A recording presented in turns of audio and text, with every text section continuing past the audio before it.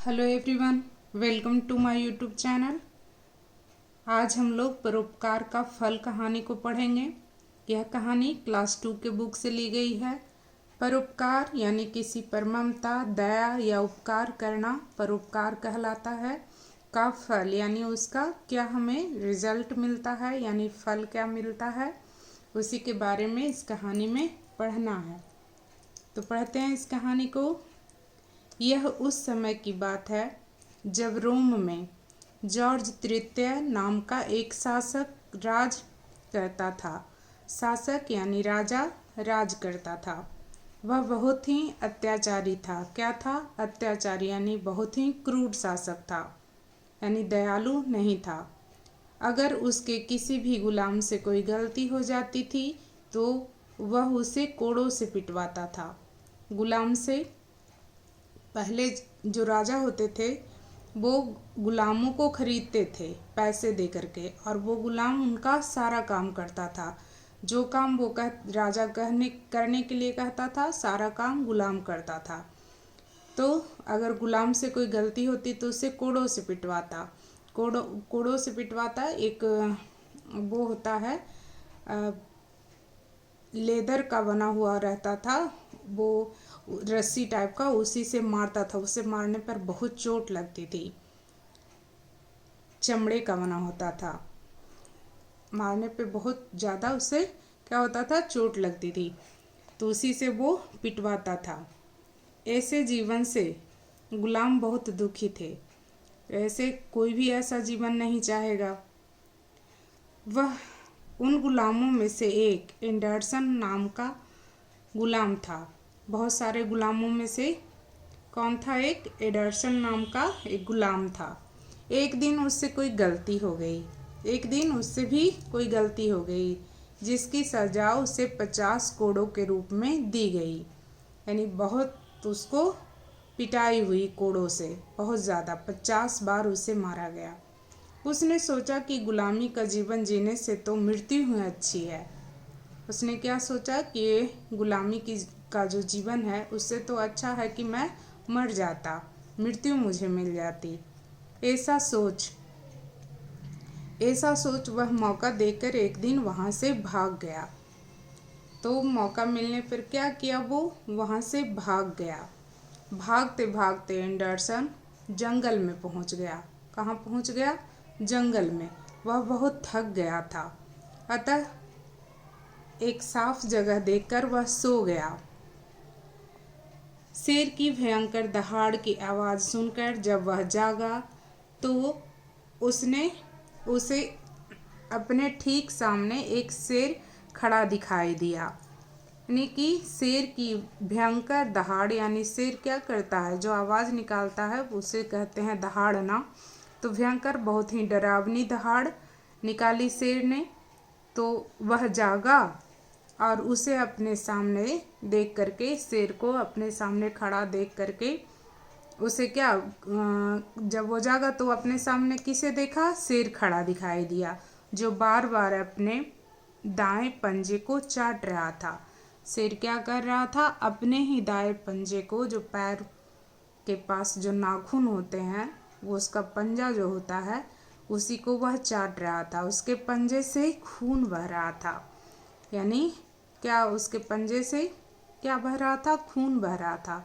Anderson ने ध्यान से देखा तो उसे शेर के पंजे में एक लंबा कांटा दिखाई दिया।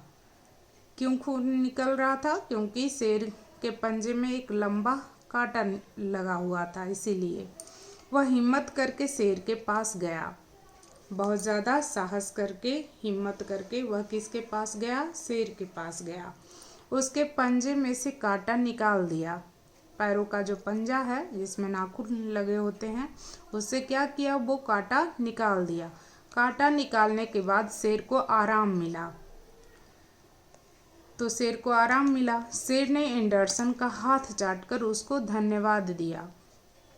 तो शेर ने क्या किया? उसको, एंडरसन को हाथ चाट करके उसका धन्यवाद किया, क्योंकि शेर के पंजे से एंडरसन ने क्या निकाल दिया? कांटा निकाल दिया था, इसलिए। फिर वह अपनी गुफा की ओर चला गया। कौन चला गया? शेर। एंडरसन जंगल में एक स्थान से दूसरे स्थान पर घूमता रहा, परंतु एक दिन रोम के सैनिकों द्वारा पकड़ा गया। फिर बेचारा पकड़ा गया। उन्होंने एंडरसन को बंदी बना लिया। बंदी बना लेना यानी उसे कैद कर लिया और राजा जॉर्ज तृतीय के सामने पेश किया, क्योंकि उसी का वो गुलाम था, उसी के राज में रहता था।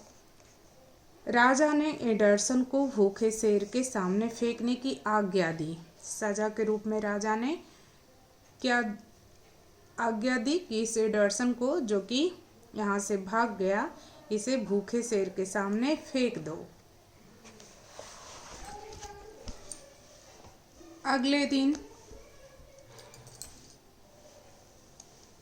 दिन शहर के बीचों बीच सारे नगरवासी एकत्र हुए, यानी सारे नगर के लोग वहाँ पे जमा हो गए, इकट्ठे हो गए। राजा मंच पर सिंहासन के ऊपर बैठा था।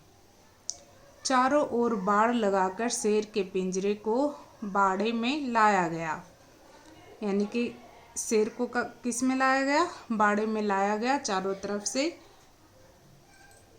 बाड़ लगा करके, यानी कि चारों तरफ से घेर करके, क्योंकि नगरवासी वहाँ पे बैठे हुए थे, तो शेर को वहाँ पे घेर करके, बाड़ा लगा करके यानी घेर करके उसके पिंजरे को लाया गया। एंडरसन को भी बाड़े में खड़ा किया गया, क्योंकि राजा ने आज्ञा दी थी कि एंडरसन को भूखे शेर के सामने फेंक दिया जाए। शेर के पिंजरे को खोल दिया गया। पिंजरा खोला गया क्योंकि शेर पिंजरे में था। भूखा शेर दहाड़ते हुए पिंजरे से बाहर निकलकर एंडरसन पर झपटा। शेर भूखा था, इसलिए उसे भी क्या चाहिए था? खाना। तो वह किसकी ओर झपटा? एंडरसन की ओर। एंडरसन ने डरकर आंखें बंद कर ली। डर गया और अपनी आंखें बंद कर ली, लेकिन तभी अचानक शेर रुक गया और एंडरसन को ध्यान से देखकर उसके हाथ को चाटने लगा। एंडरसन हैरान परेशान सा आंखें खोलकर देखता है। अरे, यह तो जंगल वाला शेर है जिसके पंजे से मैंने कांटा निकाला था। तो एंडरसन ने कांटा निकाला था, तो शेर ने कैसे धन्यवाद किया था? उसका हाथ चाट करके। तो फिर वही शेर जो था वो पिंजरे में बंद करके लाया गया था और एंडरसन को खाने के लिए उस शेर को का पिंजरा खोला गया था। तो फिर शेर ने ध्यान से देखा तो उसे लगा कि अरे, ये तो वही आदमी है जो मेरे पैरों से क्या निकाला था? कांटा निकाला था। तो शेर ने एंडरसन को नहीं खाया और फिर उसका हाथ चाटने लगा, क्योंकि शेर जो था वो उसको पहचान गया था। यह सब देखकर रोम का राजा और जनता बहुत हैरान हुए, यानी उन लोगों को बहुत ज़्यादा लगा कि अरे, ये क्या हो गया? मैंने तो शेर को खाने के लिए भेजा, लेकिन ये शेर तो उसका हाथ चाट रहा है। राजा ने एंडरसन को बुलाकर इसकी वजह पूछी। तो राजा जानना चाहा कि भाई, तुम्हें शेर क्यों चाट रहा था तुम्हारे हाथ को? मैंने तो वो शेर भूखा था, वो तो तुम्हें खा सकता था। एंडरसन राजा को सारी कहानी सुनाता है जो उसके साथ बीतती है जंगल में, वो सारी कहानी उसे सुनाता है।